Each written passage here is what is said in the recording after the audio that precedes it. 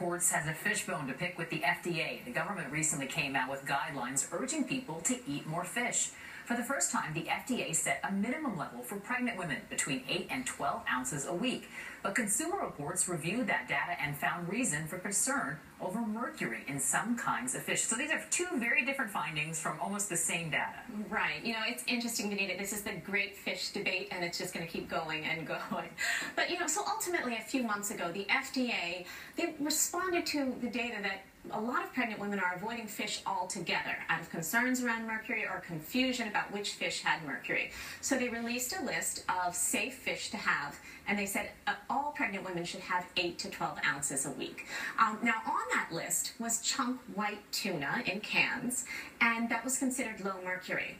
Later, Consumer Reports did their own analysis of many forms of tuna and found that some of them had higher levels of mercury than we thought before.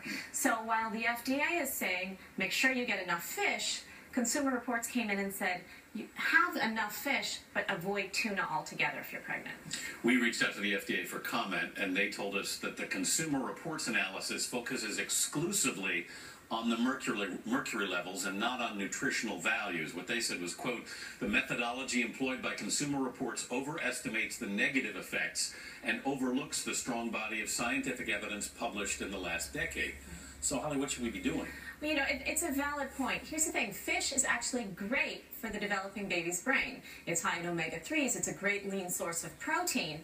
Mercury, on the other hand, is not good for the fetus's brain when they're at their most vulnerable.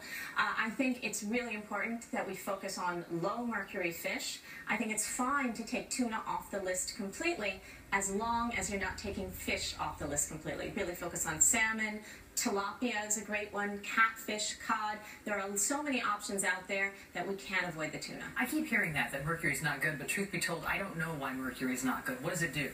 Well, one of the main things, Benita, is it's a nerve toxin. So you can have neurotoxicity, you can have tremor, problems with balance, it can cause psychiatric problems. And then, of course, there's great concern from the developing fetus that it could cause abnormalities. There have been some studies linking it to problems in development. So it is something to be concerned about.